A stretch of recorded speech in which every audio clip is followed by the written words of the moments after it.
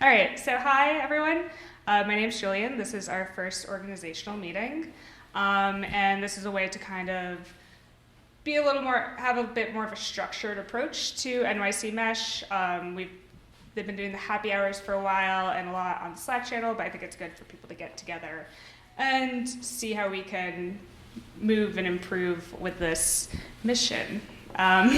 So yes, my name is Jillian. I have been volunteering for a few months, and I was asked to discuss about how people can volunteer and get involved. So I mean, I think that we do have like a lot of people who are signing up to have a note in their house, at their apartment or something, but we don't have very much retention.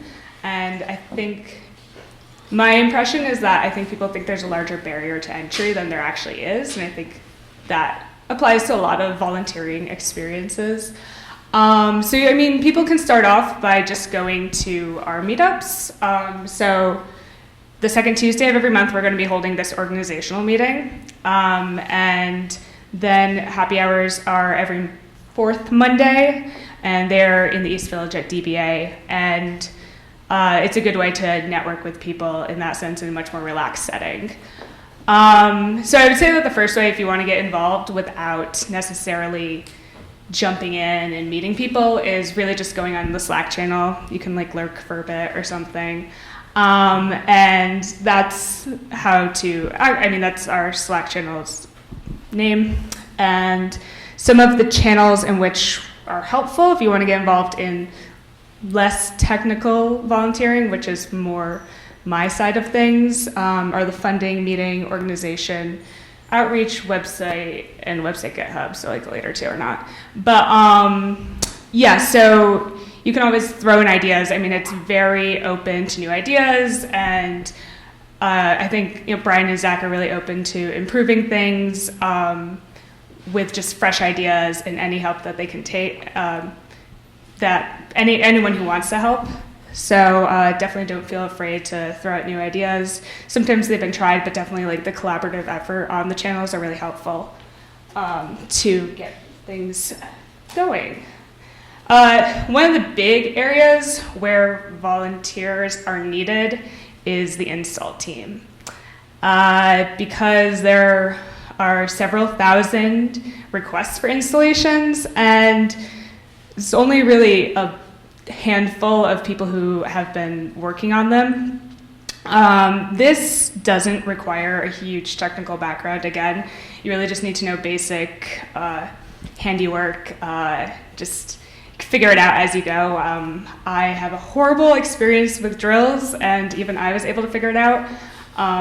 So on that, the best way to go about that is to request to go on the install team on the Slack channel, and as well as the calendar, and it'll be postings of the installations that are upcoming, and you can just join. If one is being posted on the Slack channel, you can join it and then have someone lead it, and it'll take usually in about 3 or so installs. Most people are able to lead it themselves afterwards. And other ways that you can help out are definitely like facilitating communication with people who have requested installs to make sure that they get pictures of the panoramas and that they actually are in like an accessible location to get connected. So I think that could definitely be expedited a bit. And then follow up as well is like, there could be more use for community engagement afterwards, seeing how people have been doing, getting them involved into the community. And some other ways to participate. So yeah, installs are the big one, and also fundraising, sponsorship, if you know people who or organizations who are looking to donate, obviously money is great. And community outreach, you can go around, if you can get your building to be involved, you can hand out flyers to people, get people to know what this is about, what's happening. In some ways, like I stress that you don't need a huge technical background or knowledge to be involved. Definitely some things can help. And for me, like I just took like an IT support course on edX and am reading the Wireless Networking for the Developing World book, and I found it really helpful for me to just grasp the basic concepts, because it definitely helps when you're trying to tell people about it, which I am not going to do right now. And yeah, so those are some other ways too. So definitely like areas, like if you have a job in a non-technical field, you might think that, oh, like this isn't for me, but you'd be surprised how many of your skills do apply. For instance, like I'm an administrator at a university and I do a lot of scheduling and organizing and outreach, and those are definitely very applicable skills that might need a little bit more support in the organization anyways. So yeah, that's what I have. Does anyone have any questions for me or want to?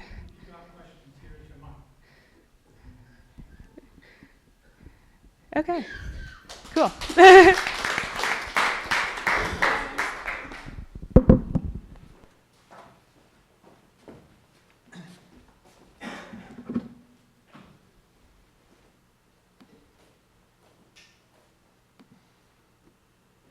Hi, I'm Brian, and I've been doing this for like just over 4 years now, and I thought tonight, since we haven't had a presentation like this since January, I would go over what we did in the year, and it turned out to be a lot more than I remembered, actually. We've done so much this year. So we went through a big change in December. This was the join request in 2017 before December, and when net neutrality was overturned, everything just went crazy, and we basically became a different organization after that. And the whole year has just been very, very hectic, and us trying to scale up as we cope with all these people, all this interest. So we had a meet up in January, which is our biggest ever one, and that's on YouTube. It's worth watching. It's still relevant to what we're doing.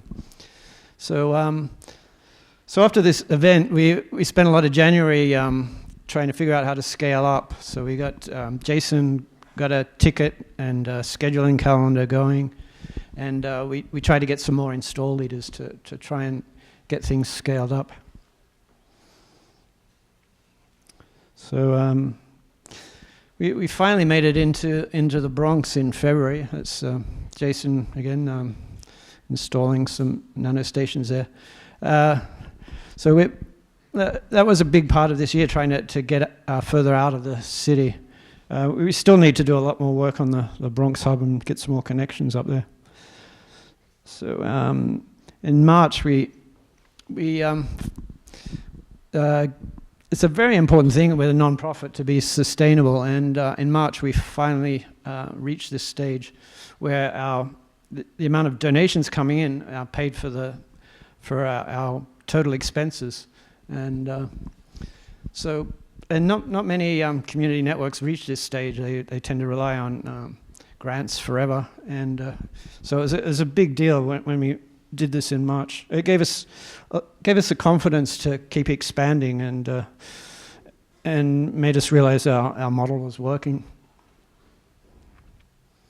And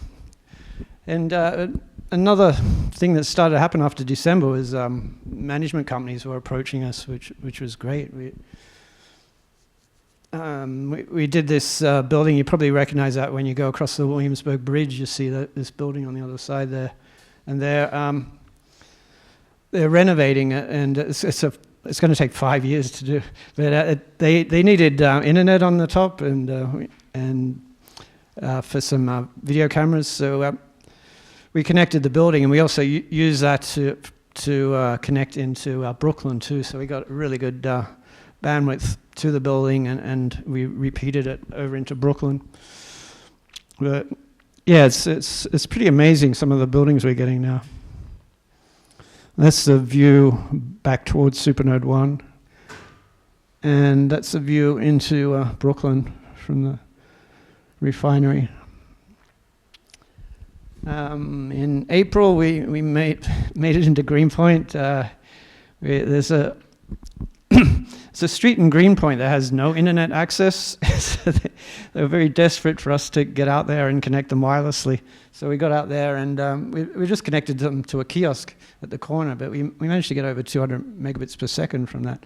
So we made this into a hub and connected the 4 offices downstairs in the building there.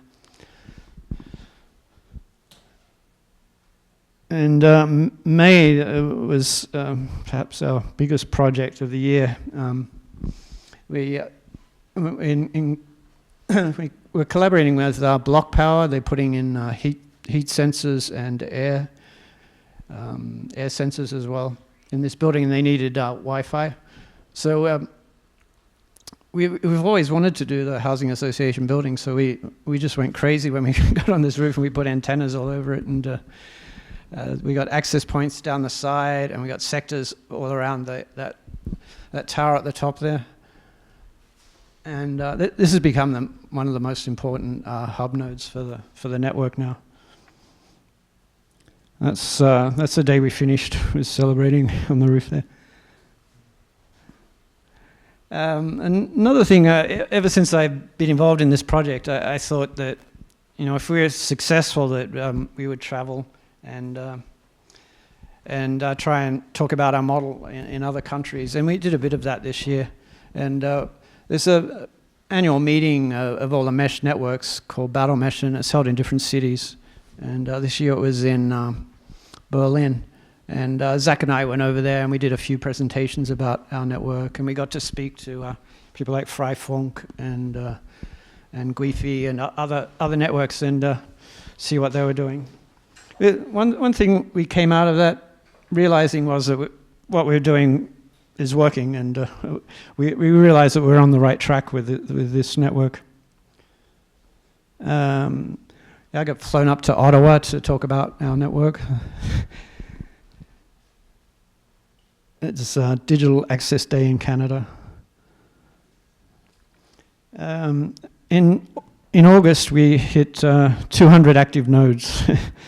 You can see Oliver did this graph. It's just been going crazy, especially after December here, and getting the NYCHA building that was so easy to connect everyone to that. So it just went crazy after that. We applied for a Mozilla grant, and we got the first round, so we got $10,000 from the Mozilla grant, and that paid for the NYCHA install, the Housing Association install. And they invited us over to Silicon Valley, to their headquarters there, and Zach gave a little talk there. They limit you to 10 minutes, and Zach gave a really good talk about our NYCHA project there. This is the big sad thing about this year. We lost Supernode 2.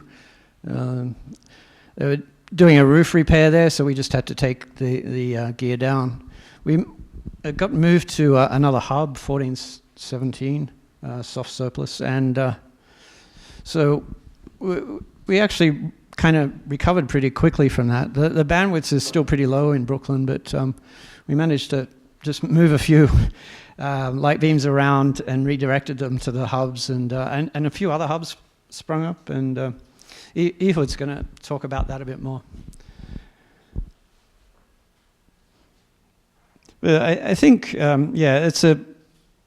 it was a test for our architecture, and the whole idea of mesh networks is that you can recover after you lose something major like that. I can't believe we have this building, but we've got so far we've got 4 antennas up there. Rivington Hotel. It's really nice tall building in the middle of the Lower East Side, so that's going to be a major hub for down there. There's parts where Supernode 1 doesn't reach because they're in shadows, and this will reach a lot of those buildings. And that's working with another management company, and they have 11 buildings downtown, and eventually we'll have them all all network together. This is the install. I'm going to show that. And this is the building we're in at the moment, which is Supernode 4. So we worked with Quinn, who's here somewhere. There he is. There's fiber being funded to here through a government E-rate program. And just a couple of weeks ago, we put some sector antennas on the roof here, as you can see there. This is fairly tall, but we're eventually going to move it up there once we get access to a very long ladder. So it'll be up another 20 feet or so. So that's our year, and our to-do list for the moment, we really want to strengthen these hubs because we realized how essential they are to the network. We were relying way too much on Supernode 1 and Supernode 2. And so we've been putting a lot more effort into the hubs, and Zach's going to talk about that a bit more. You can now do gigabit with fairly cheap routers, so we might do gigabit between the hubs too. That's 10 times the speed of the light beams. So this is just the hubs. So you can see there's quite a lot of them now. That's the housing association building with all the connections. And Ehud's one there. And Rivington. And that's another Stallings building there, which is going to be a major hub for Alphabet City over there.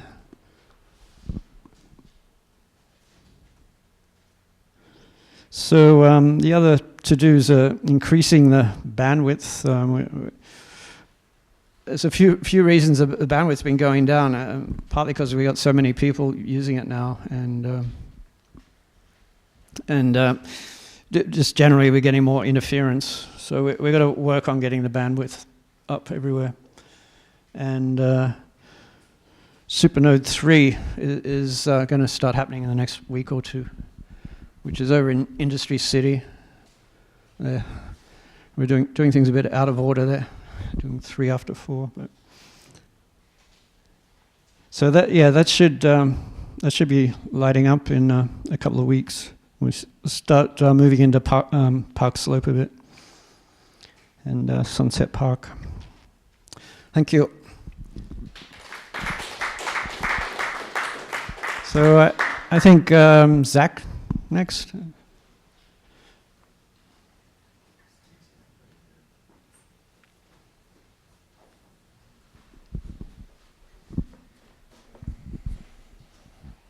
All right, thank you, Brian. My name is Zach, and I'm one of the network engineers who's working on this project that we're all part of. I'm going to talk to you a little bit about hubs and maybe some of the things we've done this year, especially concerning hubs. So maybe if you remember in the beginning of this year, we had our State of the Mesh, which just talked about generally what's going on with the mesh. And Brian asked me to make the master plan, so I made the master plan, which is to expand across New York City. So, I mean, it's kind of silly, but that's actually the goal. The goal is to go across the whole city as much as possible because the group is NYC MESH. And so our goal is NYC. And this was our artist rendering of what this could look like topology-wise. And we have this concept of supernodes, which are just, a really fancy node. And then we have this concept of hub nodes, which are just a slightly less fancy node. And then we have rooftops, and rooftops are just your buildings and my buildings and everybody's buildings. And so you should connect to whatever you can connect to, and that's what makes the mesh, is that you're connected to the next closest thing and as many of them as possible. So that's kind of this, where we have express routes, except not the 2-3 train today, but it would be an express route, and so that's maybe the yellow lines. And then we have hub to hub, which is maybe the green lines, and then not shown are maybe lines between rooftops that are a block apart. And so you think, well, okay, maybe, yeah, sure, great, artist rendering. But that's kind of what it looks like now, right? It's almost true to that, where we have hubs that are talking to hubs, three spots deep into some places. And we have supernodes along the area which happen to talk to them as well, which are also just hubs. And we even have, triangles across different parts of the city. This is pretty, this is only 9 months later or 11 months later, but it's still, getting into that direction. So why bother? Why bother with a hub? Well, the classic mesh topology, what most mesh networks are used to, is great. It's a pure mesh. It's, every node is exactly equal. They're all exactly the same antenna and so on. But there's some issues with distance and speed, especially. You may, you may have every hop, or if you're lucky and have 2 antennas, you may not have, but at least you're not going to get very far distances. And we have this problem as well in terms of just classic mesh. This is what it was like before last year. Except that we're slightly worse at this because we're in an urban area. And urban areas have a lot of noise. There's lots of Wi-Fi routers in people's homes. There's just noise from the city, all kinds of other things. So we still want to do rooftop to rooftop. We still want to be a mesh. We are a mesh. But, for New York City, rooftop to rooftop is 1 to 2 blocks apart. That's not getting at the distances that all of our members are at today. And so, and you need kind of line of sight. So the hubs are our answer to that, where the hub takes you out of the neighborhood, but the rooftop to rooftop still is within the neighborhood. So you should still do it, but have the right expectation that rooftop to rooftop is for your neighbors and so on. Brian mentioned a company, we're going to get 11 of their buildings downtown just because they're generous. Some of them are, 3 buildings apart, 2 buildings apart. And so we'll be doing rooftop to rooftop type connections there as well, because it makes sense. Also, the hubs allow you to have maybe 50 nodes connected to them, technically more, but you don't want to get too many, otherwise it starts to degrade. But if you're just doing a rooftop to rooftop connection, maybe you can see your next closest 3 to 5 neighbors, maybe 10. Whereas the hubs, it's just a way to bring those closest 50 buildings or closest 30 buildings around you all together. And so in that way, it's still a mesh. It's just a more purposeful setup node so that it is a really good quality. So basically the hubs, again, just aggregate the rooftop to rooftop traffic. They also then take that traffic, which is from that neighborhood, those other rooftops, and they give it to the rest of the mesh. So the idea is that if you're on a hub, if you're on a supernode, then you should be able to see all other hubs and all other supernodes, assuming the mesh hasn't broken apart. And so what it may end up happening, and this is a little more in the advanced networking side maybe, is that the hub or the supernode will it'll mediate you to the rest of the mesh. Maybe the other neighborhood is using a different protocol. Maybe it's using a different router model or something like that. And so that hub can aggregate, and it can show the rest of the mesh your networks, your routes, your rooftops. So for example, we could do OSPF protocol within a neighborhood like East Village and exchange that with the other mesh with the other hubs, or we could do BMX6 and exchange that with the other hubs. And so in this way, different topologies can talk to each other. So drawing from some time ago where all of the hubs maybe are not connected together, but they eventually exchange all of their routes with each other somehow in that way. So is everything a hub? Should you be a hub? You can be. Raise your hand if you're running a hub or if you're semi-responsible for a hub, right? And Brian, you have your hand, and I have like 3, and so yeah, something like that. So and Mike kinda, right? Also Khalil, right? But yeah, so you can, but again, the hubs are not. It's not a special node. It's not going to be better. It's not going to be faster. It's just purposefully set up. You know, it's intentionally trying to be there. Maybe you should have, 360 coverage or something. Again, the goal is to connect like 50 buildings, not just your closest couple neighbors. So you don't have to be a hub, but if traffic still passes through your node, that doesn't make you a hub. You're just another mesh node. Everyone's traffic may pass through any other one's node, depending on where you are and how you're connected. And what that just means is, and again, this is just so you understand, so we all understand, this has been asked a lot, is that, hubs are just a designation that you kind of self-assign, right? You just say, this one has 5 antennas, okay, it's a hub. So if you want to be a hub, sure, but it doesn't really matter. Getting to be a hub doesn't actually change anything. It's basically all the same. You can run all the same protocols and see the whole mesh still if you're not a hub as well. But we should do them because Brian mentioned we have some bandwidth issues. Once you, just of the nature of all these antennas and these radios, if you have 50 to 100 rooftops connecting back to one rooftop, there's a lot of contention. And so for us to be able to scale to thousands of buildings, we have to be able to have some building every once in a while connecting the closest 50 buildings, and then do that over again, and have those 50 sites connecting to each other somehow. The other thing that happened this year was, if in the January we kind of showed a graph that was, or not, maybe it wasn't January. Sometime this year I showed a graph that was like up to here, and it said, yeah, our bandwidth is okay. We're using this is a daily average, so it's a moving average. We're using like 30 or 40 megabits per second. You're like, okay, well, now it's about 150. It really started to take off in the middle of the year. And this right here, you can see, is when Supernode 2 died, or was lost, excuse me. And now we're back up a little bit, but actually this traffic is what's going across the VPN to Ehud. So we see a surge down this way, which is kind of interesting. I've been watching this, and some of our peaks were using 300 or 400 megabits per second at Netflix hour. So it's we're actually using probably nearly half our bandwidth at times. So we have to our bandwidth to the internet. So we have to start thinking about that in the future. Supernode 3 will have 10 times that bandwidth, and we'll have a 1 gigabit link between Supernode 1 and 3. So it'll be a little bit better in the future. Speaking of Supernode 1, in the January I gave these numbers that we had a 400-day uptime, and we had some number of things connected. We now have a 700-day uptime. It's exactly 300 days later. I figured it out. And we have about 60-something rooftops connected to Supernode 1.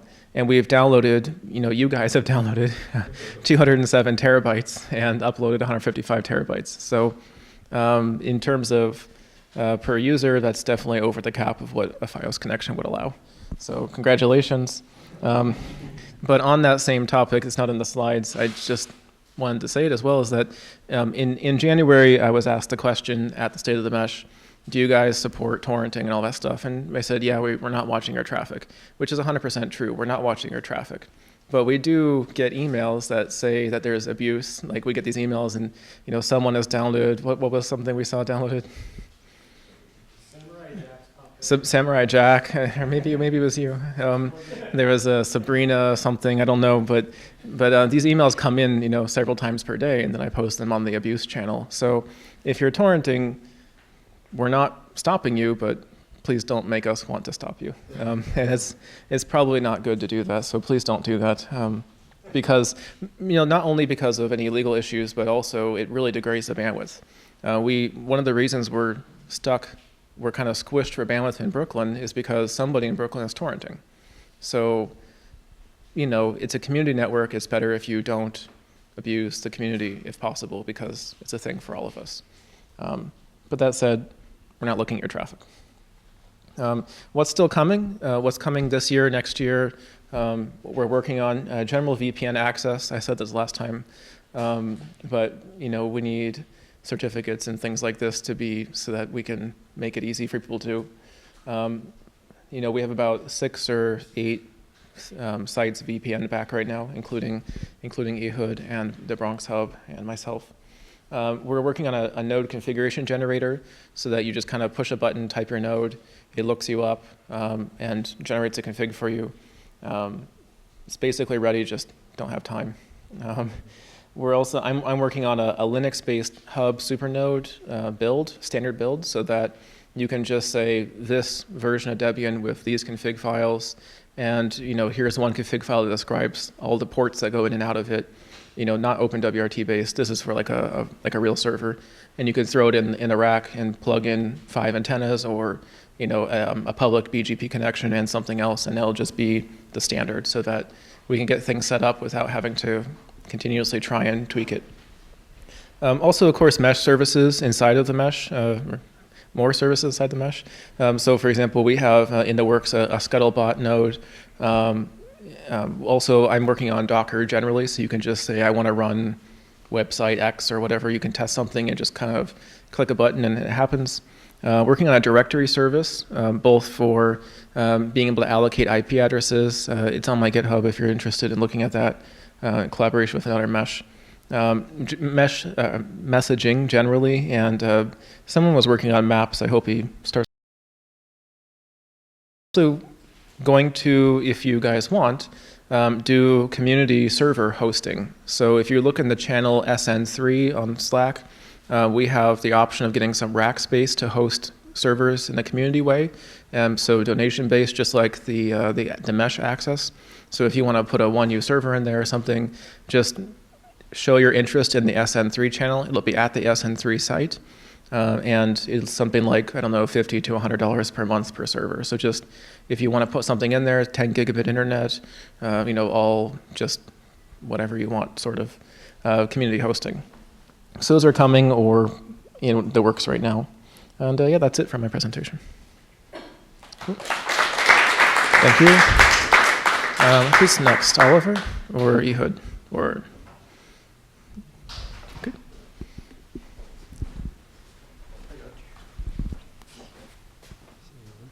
Celeste. Full screen. Yeah. Hi, I'm Oliver. My name is Ahud, or Ehud, or any way you want to pronounce it is fine by me, as long as the checks get sent to the right address. I live in Bed-Stuy, and some of you may have read the blog post. If you have, it's kind of a, it's going to be an old story for you. I'm not going to tell the whole thing. Basically, hey, Jesse. Basically, I've been wanting to get connected to the mesh for months. Like I noticed it in 2013 or 2014. I don't know when, but not 2013. That's before it started. But I noticed it like years ago, and I've been itching to connect. And then at some point, I forced myself to get to the meetup at DBA, and found out that nothing was. Like I'm not moving fast enough. I'm not getting connected already. Come on, where is it already? I want to get connected. And nothing was moving. And then I found out about Slack. And then it turns out all the conversations happen on Slack. So I moved to Slack and started hounding everyone. And Brian suffered a lot from it, and everyone else did, and Zach too. And it took months. But then in the spring, the opportunity came, and we were up on the rooftop of that NYCHA building in Bed-Stuy. And I got a chance to point the antenna right where I wanted it. The sector beam, and then it was finally time for me to connect. It took me a while to connect anyway.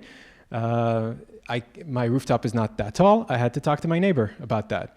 And I said, you know what, I'm talking to my neighbor. I want them to connect too. So that was like the deal with the neighbor. We'll get the antenna on your rooftop and you're gonna connect. And then I talked to all my other neighbors on the block. So we got everyone organized, and everyone wanted to get connected. So that's like my little story about, and we're not connected, all of us yet, but at least me and the neighbor with the antenna on the rooftop were connected at this point. So we got connected, and then at some point, Supernode 2 was it, there was like very short notice. It was a Thursday or a Friday or something, and it was like, it's Friday, and by Monday, it has to be gone. So I'm going to just tell a quick story of what happened with Supernode 2 from my perspective, and some lessons I think I learned and maybe we could learn.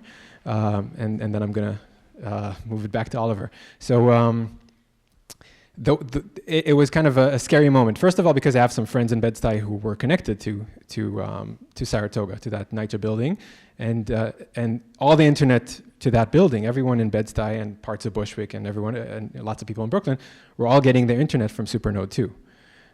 So I knew that people are just going to get shut off. And once you get kicked off such a thing, because of what Jillian mentioned about the barrier to entry, because it feels like such a schlep, such a headache to get connected. Now it's a lot easier, by the way. But it for most of the people who were connected, it felt like a big achievement to get on the web, on the mesh. If it got shut down, I was worried we'd lose people. Like this would just be kind of a death blow or something. I'm sure it wouldn't have been, but it would have been a big setback. So I looked around and I said, you know what, maybe I'll just, maybe there's a way to just make this go through me. So because it's a mesh and because things can go anyway and it's not like a hierarchical hub and spokes thing, some people had to realign their antennas from Supernode 2 to Saratoga. And in Saratoga, we had to reroute the traffic to my place.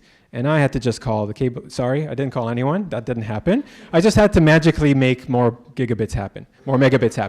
I acknowledge it in the blog post, but I want to acknowledge again Jesse, who's sitting over there in the corner.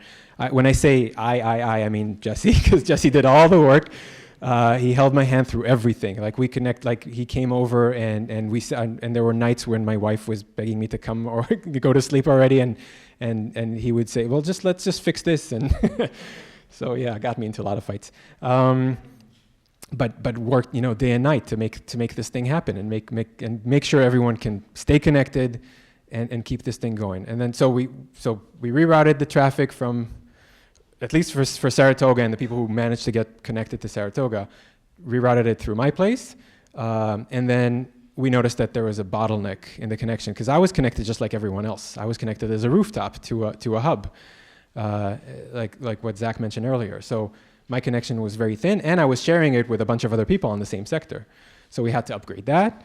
And then now it feels like it's still not enough, and maybe we have to upgrade that. And the other gear had to be upgraded. So Zach and Jesse came one night and just helped make that happen. They brought new gear and they set it up, and it just worked. So I think, and now it's working, kind of. Netflix time is really bad for everyone, but I think we're on the right track. And here are the takeaways that I would take from this. One is that even if, like, we can talk about, is this a mesh, is this not? Like, a lot of people seem to be really hot and bothered about the technical question of, is it a mesh? Like, is it a pure mesh or not? I'm not a technical person. I couldn't care less about that question. But I feel that on the, if you zoom out a bit and look at it as a topology, as a system, if you kind of fast forward what happened in the past few weeks, you'd see that it is. It dynamically readjusts and reroutes its traffic based on what's going on. So that's one thing. And people can connect non-hierarchically, which is another thing. So those things definitely are going on. That's one big takeaway, that it is a viable concept and it's working the way it's supposed to work. The other thing is what Zach mentioned, and Brian too, the importance of hubs.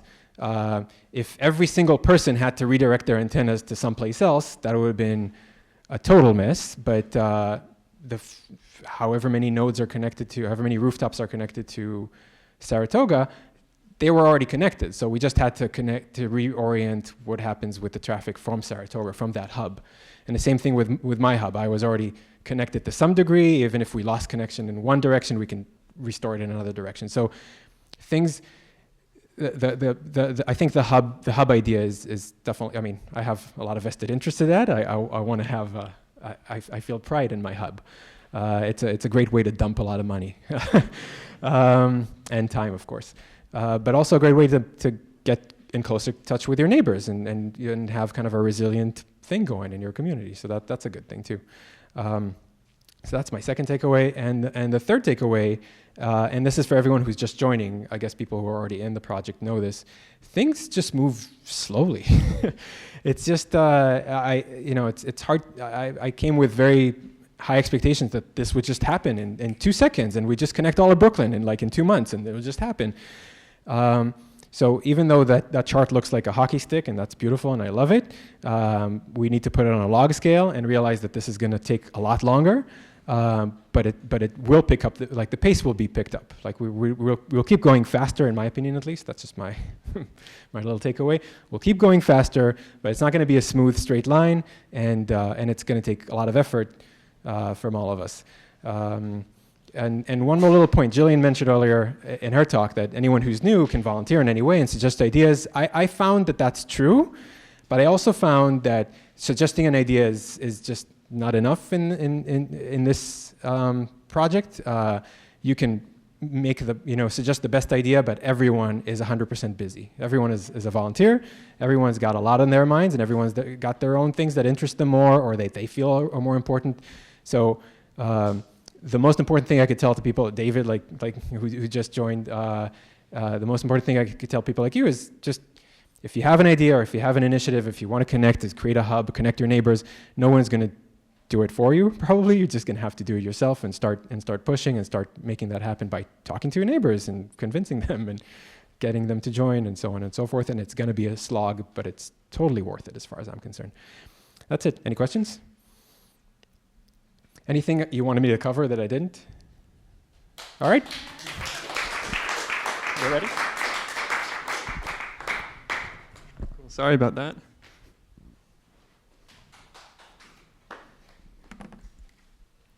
Okay, so here's our new map.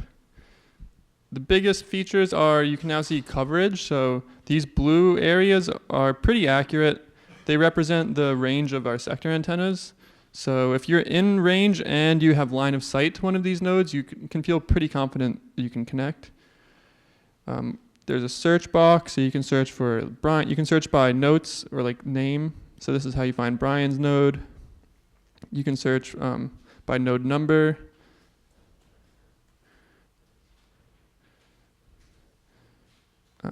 I think you can search by type. Yeah, so these are all the hub nodes. We also have filters over here. So you can click on any of these to turn them on and off. For example, you can see all the potential nodes. So these are people that signed up in the join form. These are what the sectors are going to look like for Supernode 3, sorry. You can also see Link NYC kiosk. So those are the little blue dots. Also, in order to see panoramas, you can click on a node and then just click on the little photo right here, and that'll bring up a gallery of all the panorama photos. And you can tap through at the bottom or just use the arrow keys. And this is really useful for finding line of sight and figuring out what connections are possible. So if you sign up, a good way to you can check out panoramas from nearby nodes, and if you can see your own building, then that's a good sign that you can connect. Also, it's possible to select multiple nodes, so you can hold down the command key while you're clicking on others, and that's a little hidden feature. And these nodes are all linkable now, so you can actually, if you see, you can paste this link in. It's NYC MESH /map/nodes, and you can link to individual nodes like 1340, or you can link to multiple nodes. They're just separated by dashes.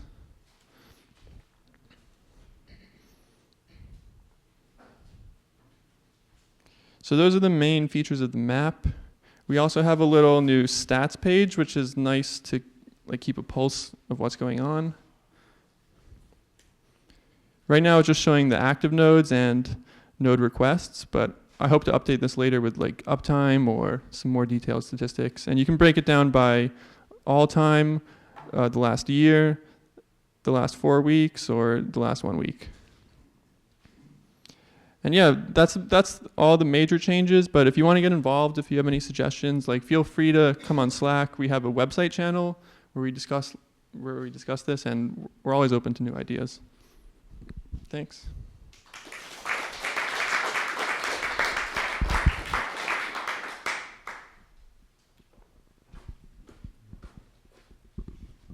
I thought we'd have a Q&A here. If you want to come up, Zach, and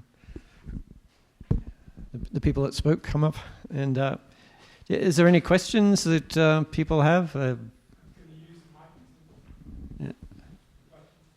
Sure. Yep. I think. Yeah. This might be accessible information, but what internet provider does this all come from? Oh, Your question is why don't internet providers? Where does the internet, which company originates the internet? Provides our internet. So no one company provides our internet. We're using our own IP addresses, and we're doing something called BGP, peering. So we show our IP addresses to the rest of the internet the same way that other ISPs show their IPs. We happen to go through two companies. We go through well, we're on an internet exchange, so we see about 150 networks directly. For example, if you go to Google, it's one hop, it just delivers the packets directly to Google, and same for Facebook and YouTube and Netflix and everything. But we get donation of internet past the internet exchange from a couple different companies. One's called WebAir, one's called PacketNet, and we also get from Hurricane Electric a little bit. So like you're your own ISP, basically. We participate in the internet. Yeah. Yeah. So we have IP addresses like ISPs have IP addresses, but we don't sell internet to anybody. Right. Cool.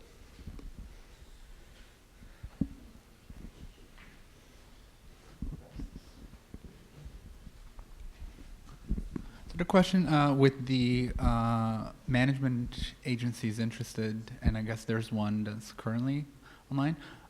It's about 5 we're talking to. So do they basically end up just extending the mesh on their premises, or do they actually use it for business purposes? Well, there was we did that little office in Greenpoint, and so there's 4 offices that are using that as their main internet. And for the refinery, they just have a little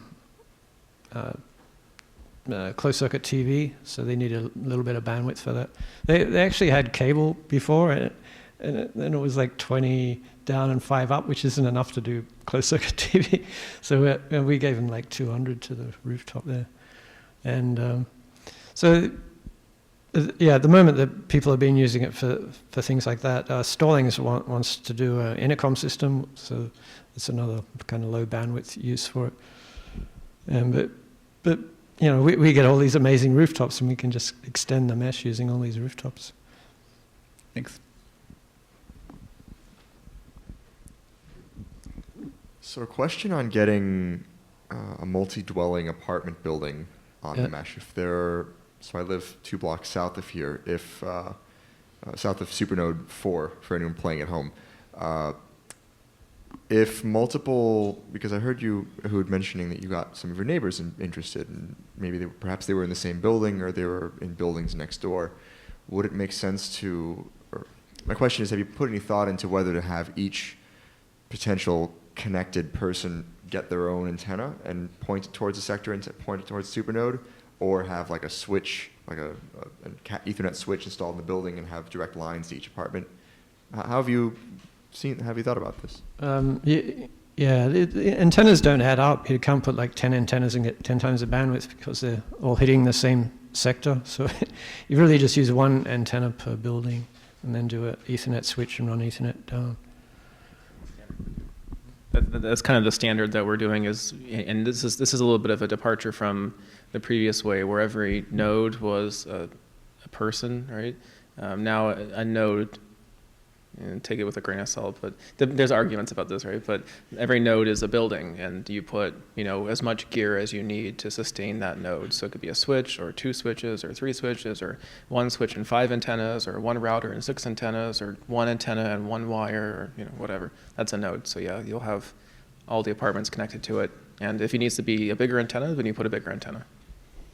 So in the case of if there are more clients, more network clients than a light beam or a microtick antenna might support for that, would that then warrant upgrading to an air fiber or something more dedicated, assuming that there was enough demand? Yeah. The only way you eclipse those antennas is by bandwidth, not by number of people using it, because you use that as the other, it's a point-to-point link, or from one node to the other node, and then you have a switch, and everybody plugs their port into that. So basically a bandwidth thing. But yeah, once you hit the bandwidth, you either use less or get more antennas to different sites, that is, not to the same site, or you get a bigger, better antenna, faster, better. Or fiber to building, or something, right? Thank you.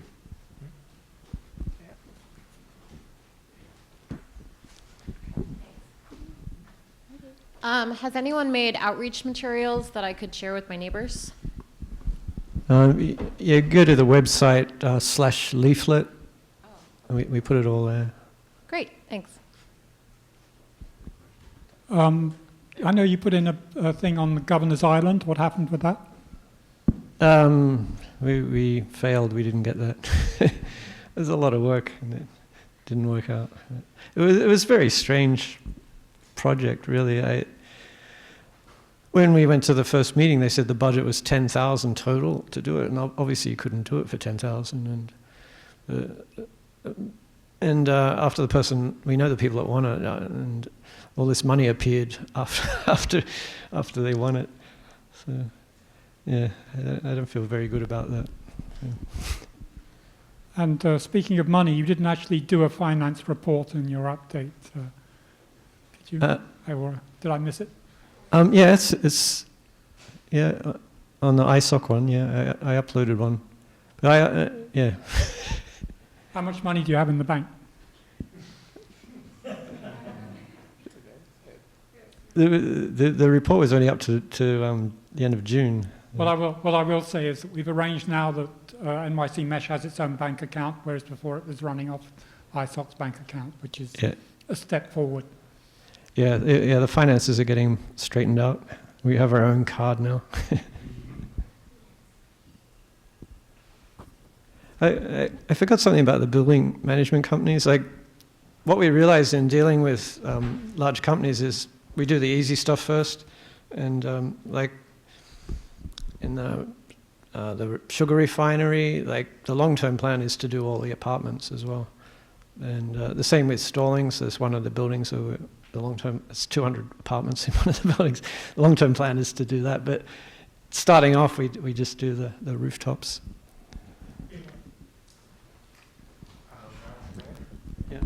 While the mic is passed, to your question earlier about outreach materials, if there's anything you want, you should ask for it, because I know people with talent sometimes say, hey, I can create stuff, but then nobody picks that up. So if you have a particular want or need, just post it on Slack, on outreach channel. I'm trying to understand who owns the equipment. I understand some equipment are owned by the owner of the building or the apartment, and some equipment are owned by the organization. Yeah, we try to decentralize ownership as much as possible. So people basically pay for their light beams and other equipment. But we do subsidize hubs, like put in servers and OmniTick routers and things. So it, basically, the average node, the person that lives in the building owns it.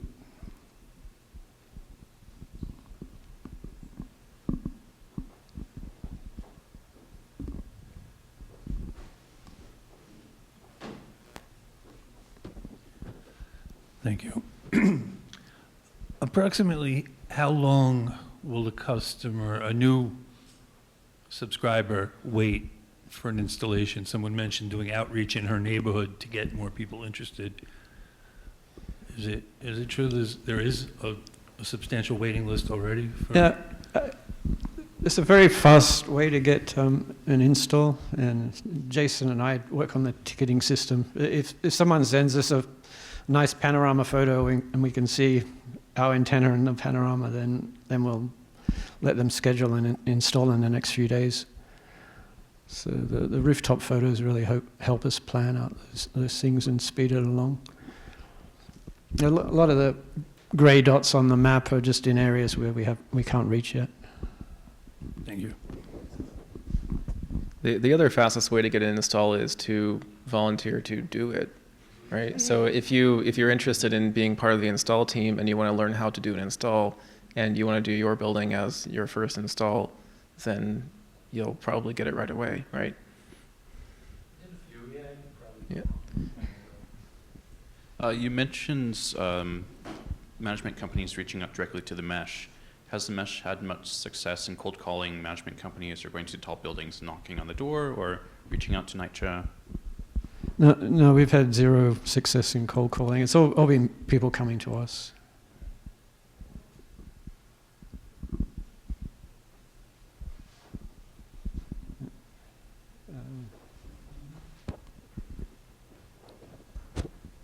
So you mentioned with NYCHA, you ended up covering 4 floors. Is that just what the deal was with this particular install? Yeah, they wanted they wanted access points on 4 different floors for the monitoring equipment. Oh, so did it cover the whole building? No, it was just in the stairway, but it actually reached This is into... not for public. Yeah, it is. There's monitoring on it, and there's something like 17 continuous users. 17 people using it at the same time each day. So It's meant Gotcha. it's meant for block power, but it's open to everyone to use, and there's also access Right. points pointing to the community center in the back and to the park. Yeah, but like as far as NYCHA was concerned, like they were getting the internet for their monitoring equipment. yeah. Gotcha. Okay. Yeah. Yeah. Yeah, it was a strange week on that building, wasn't it? It took me a long time to talk to Block Power and finally arrange this all to happen. I thought we were just going to put 2 access points, one on the front of the building and one on the back or something, but Ahud talked us into putting up a sector, and the next thing there was 4 sector antennas on it. It just kept growing and growing, what we put up there. And is NYCHA also a supernode? The NYCHA building? We don't call it a supernode because it doesn't have its own... Right, okay. Yeah. So it doesn't have a WAN. Yeah, it doesn't have its own Okay. gateway.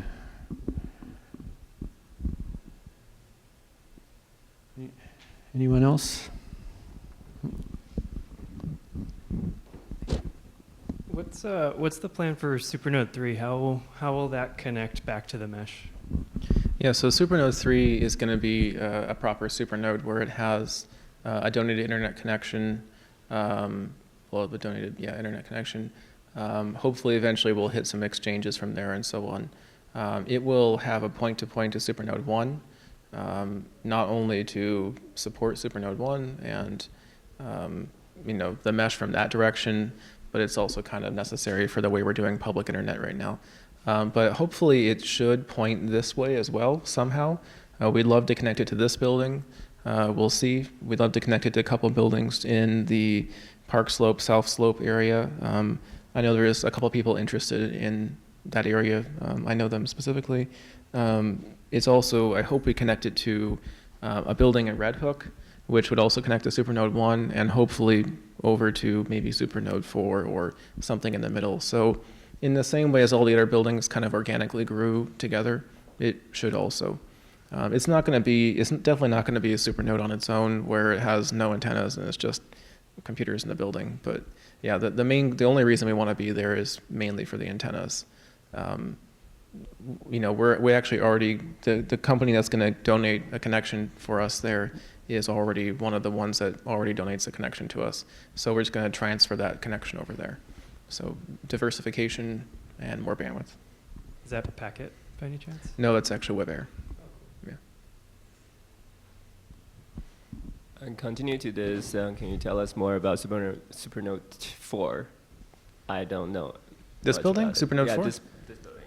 Yeah, so this building is it's a mini supernode or a hub. It's technically not a supernode yet, though we want it to be a supernode. We worked with Quinn here to get one of the providers to bring fiber here. We thought that we would get them to donate a connection across the fiber, so we would have, a connected, a second channel alongside the school's internet.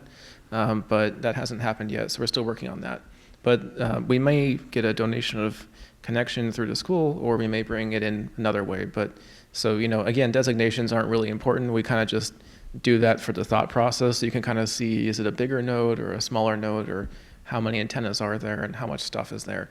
So we call this Supernode 4 because we're bullish on this place becoming a supernode, and we want it to be, and it's a really great site. But that's it.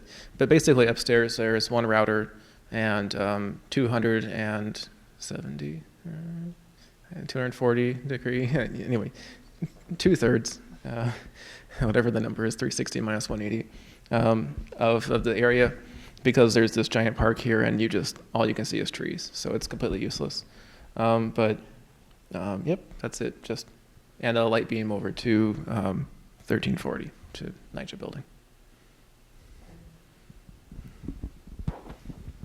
Have you identified any specific underserved areas in the city, and are you working on reaching those? Yeah, that's our goal, is to serve the underserved. Specifically? specifically, well, we find that NYCHA buildings definitely need it. We'd love to be in more NYCHA buildings.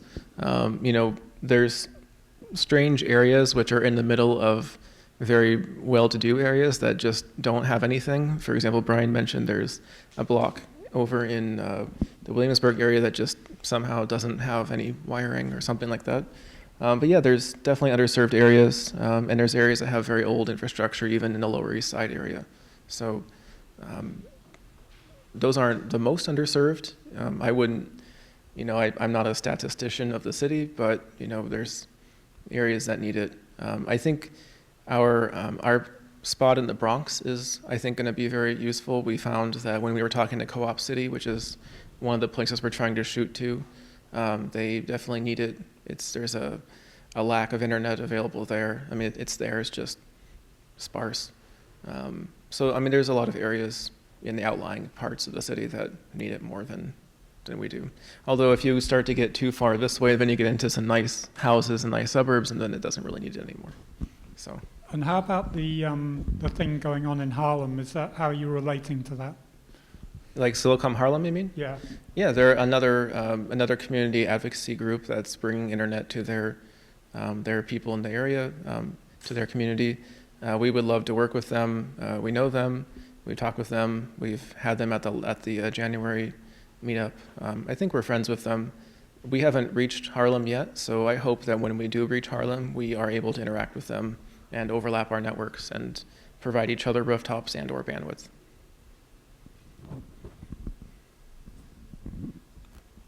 Anyone else, or anyone want to talk about anything, or doesn't have to be questions? When do we get NYC MESH T-shirts? Anyone want to answer that question? It was in the original budget. It was in the proposal. Okay, well, maybe you should order them, Jolly. Yeah, if you make one, you can get it. Yeah, it's a. No one's in charge, Jolly. Go ahead and make them whenever you're ready. Word. Yeah. Okay. Yeah. Yeah, there's a couple pieces of swag around if you're lucky. I don't have any, so. Yeah, we have one hat. One hat. Yeah, we can share. Yeah. One more question over here.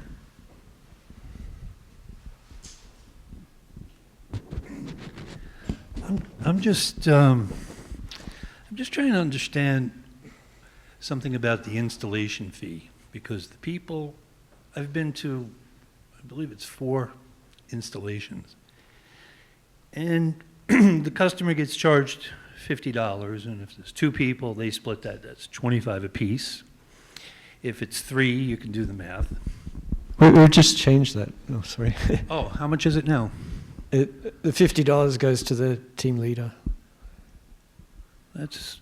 And we're going to. That's better, especially for people like Giorgio. And the volunteers, we're planning on supplying them with like Metro cards and NYC MESH T-shirts. And crimping kits and things. But the problem that I have, I think I'm altruistic. I was a volunteer firefighter in the state of Vermont for 6 years, where I paid for my own gas and paid for my own red lights and the time it takes to go to training and the monthly meetings and the fundraisers, et cetera, et cetera.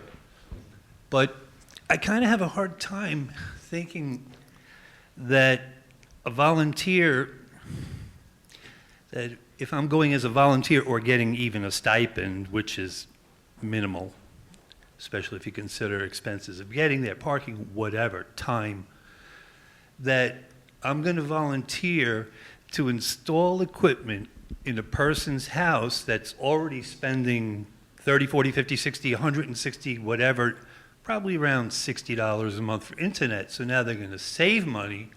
So I have to volunteer to save them money, and they're living a much better lifestyle than I am, or the other people on the install team. So it's like, why do I have to volunteer to help some rich guy save more money? Well, you don't have to volunteer at all. No, I know. Right. But the main reason... But I think a person who's doing work should be fairly compensated. Especially someone that we both know who's actually doing it because he needs the money. And when I addressed this with a third party after one of our DBA meetups, he's like, oh no, that guy's got plenty of money. I said, no, he doesn't. He's strapped. And we had a little discussion. I actually we're talking about Giorgio. I met with Giorgio. That's where we decided on to change it a bit. That's but the main thing about install charges, we want to keep it really low, just to keep the barrier. I found it interesting. My buddy who lives in Tampa moved from one address to another, and Spectrum wanted in excess of $200 for an installation, basically so he could unplug his modem and plug it in at the next place, whether they needed to come and connect it at the pole or not. I mean, that's a lot of money. I don't know anybody who comes for $50. I think that's a really valid question for sure, and I think that, but we do want to make it accessible to anyone who isn't necessarily has the means to pay for the install. However, I think that as we move forward and expand, there is a understanding that we're not a consumer product, and to encourage people who do have the means to donate, and realizing that they are getting a much better deal and contributing to the community. So I absolutely understand that. I think that there are a lot of questions as far as like also on the other side of like retention of installers, but I think that we don't have those questions now. I've been thinking a lot about that, and I think that maybe over this winter, while installs are obviously down, kind of considering how we position ourselves to people who are on the requests to maybe contribute more and maybe make it a bit more sustainable for both parties. Do we have any kind of insurance for the people doing installs? We do. We have a general policy where you can name rooftops if that building requires you to have a policy in the building's name, which some companies do. But we have a general one. Yeah. Is that a yes or I didn't get a yes? I said we do have a general policy, but where So you if can one of- also if one of name us specific. got hurt, there is something. I'm not a in lawyer, place? but we have a policy. Okay. It's $1 million certificate of insurance. Thank you. We had to get that to do Supernode 1. So we had to get $1 million certificate of insurance to get on the roof at Supernode 1, and yeah, we've used it in a bunch of buildings. They're not expensive. It's general. No, it's not expensive. No. But if somebody falls and hurts themselves, it could be expensive to that person. So it's good that Yes. we have that, I guess. Yeah, and yeah, a lot of. No, we have it. I didn't know until now. I was just, winging it like a volunteer firefighter. Just,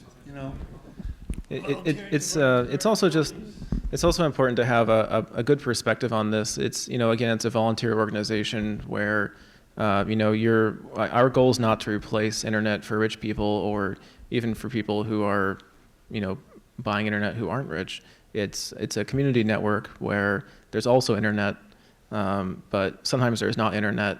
And the goal for you is to participate in the organization and continue this project, because this is also resiliency and all this other kind of stuff, getting into underserved areas, hopefully for people who don't have internet, right?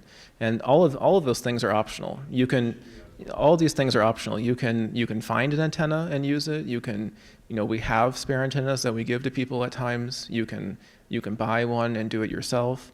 You can buy one and talk to people and learn how to do it yourself and then do it yourself. You could not pay the install fee. Please don't do that. But it's a donation. Everything is optional.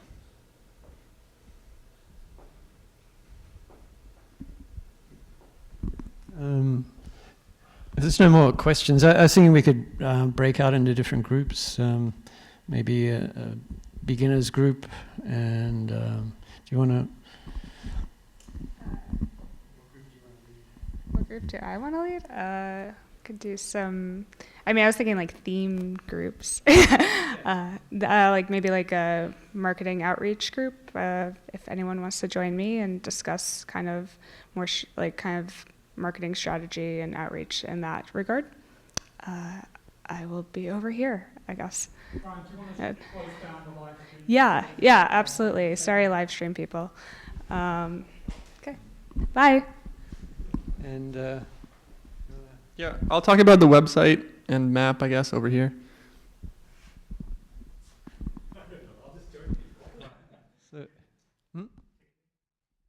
Ticketing.